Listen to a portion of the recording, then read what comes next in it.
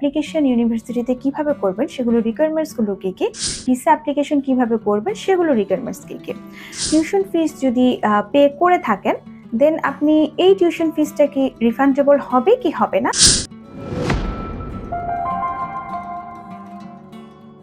Hello, আসসালামু আলাইকুম। আমি শারমিন আক্তার। যে কান্ট্রির নামটা আমরা চুজ করি সেটা হচ্ছে কানাডা। বাট প্রবলেম হচ্ছে ডকুমেন্টেশন যদি ঠিকঠাক না হয় দেন ভিসা রিজেক্ট হওয়ার পসিবিলিটি থাকে 100%। সো আজকে আমি আপনাদেরকে এই টপিকসগুলো নিয়ে বিস্তারিত কথা বলবো। সো ফার্স্ট স্টেপ হচ্ছে অ্যাপ্লিকেশন। অ্যাপ্লিকেশনের প্রথমে দেখতে হবে আমি কোন সাবজেক্টটা আসলে নিতে চাচ্ছি এবং ওই সাবজেক্টটা ওই ইউনিভার্সিটিতে আছে কিনা। দেন যদি ওই ইউনিভার্সিটিতে থেকে থাকে দেন এন্ট্রি রিকোয়ারমেন্টসগুলো আমাকে চেক করতে হবে। আমার রিকোয়ারমেন্টসের সাথে যদি ইউনিভার্সিটির রিকোয়ারমেন্টস ম্যাচ হয়ে যায় দেন আমাকে প্রথমে যেটা করতে হবে অ্যাপ্লিকেশন। সো চলুন জেনে নিই আমার রিকোয়ারমেন্টসগুলো কি কি লাগবে একটা ইউনিভার্সিটিতে অ্যাপ্লিকেশন করার জন্য। প্রথমত আমার পাসপোর্ট লাগবে, সেকেন্ড হচ্ছে অল ডকুমেন্ট লাগবে, একাডেমিক ট্রান্সক্রিপ্টস অ্যান্ড সার্টিফিকেট, তারপর লাগছে আমার আইএলটিএস এর স্কোর। আমার যদি আইএলটিএস না থাকে দেন আমি দিতে পারি টোফেল দিতে পারি, পিটিই দিতে পারি, ওয়াইটিসি দিতে পারি। আপডেটেড সিভি লাগবে, রিকমেন্ডেশন লেটার লাগবে 2 কপি, এসওপি লাগছে, রিসার্চ প্রপোজাল লাগছে ফর মাস্টার। এগুলো দিয়ে ইনিশিয়ালি আমরা অ্যাপ্লিকেশন ফর্মটা ফিল আপ করি। অ্যাপ্লিকেশন সাবমিট হওয়ার পরে ইউনিভার্সিটি থেকে সেটি যাচাই বাছাই করার পরে আপনার জন্য একটি অফার লেটার দেয়া হবে। এই অফার লেটারের পরে আপনাকে যে কাজটা করতে হবে টিউশন ফিসের ফুল ইয়ারের যে টিউশন ফিস আছে সেটার হাফ টিউশন ফিস পে করতে হবে।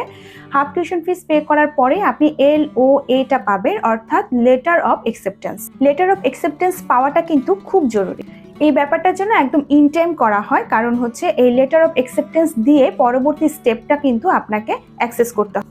সেই সাথে আপনাকে ঠিক করে রাখতে হবে আপনার স্পন্সরশিপ, ফিনান্সিয়াল স্পন্সরশিপটা ডকুমেন্টটা আপনাকে রেডি করে রাখতে হবে, কারণ কোনো ইউনিভার্সিটি এই পেপারসগুলো আপনার কাছ থেকে দেখতে চায়।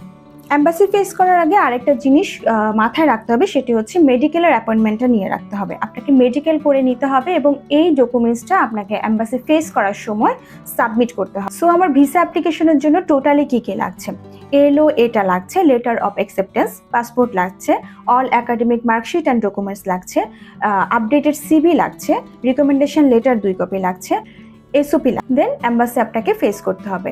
এম্বাসি ফেস করার পর যদি আপনি ভিসা পেয়ে যান দেন আপনি ফ্লাই করে ফেলবেন সরাসরি।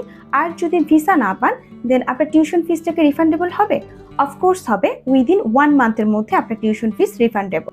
ইউনিভার্সিটির যে অ্যাকাউন্টে আপনি আপনার টিউশন ফিসটা পে করেছেন সেটা ওই অ্যাকাউন্টে আবার তারা রিফান্ড করবে, তবে 2 থেকে 5% চার্জ এই ক্ষেত্রে তারা ডিডাক্ট করে রাখে। So it's better to pay by student through their account. কানাডার বিষয়টা হচ্ছে একেবারে স্বপ্নের মতো। কিভাবে আমরা সেখানে পড়াশোনা শেষ করব, কিভাবে আমরা জব খুঁজে পাবো কিংবা কিভাবে আমরা পিআর পাবো, সেই বিষয়টা নিয়ে আমরা স্টুডেন্টরা কম বেশি সবাই খুব এক্সাইটেড থাকি। সো এই ধরনের ইনফরমেশনগুলো পেতে, আরও ডিটেলসে পেতে এবং আপনারা কিভাবে লো বাজেটের কোন ইউনিভার্সিটি চুজ করবেন, ইউনিভার্সিটিতে আপনারা থাকতে পারবেন অথবা কানাডার কোন স্টেটে আপনারা থাকতে পারবেন, এই সব বিষয়ে জানতে আপনারা আমাদের অফিস ভিজিট করতে পারেন। আমাদের অফিসে হচ্ছে একটা ঢাকাতে আর একটা হচ্ছে যশোরে।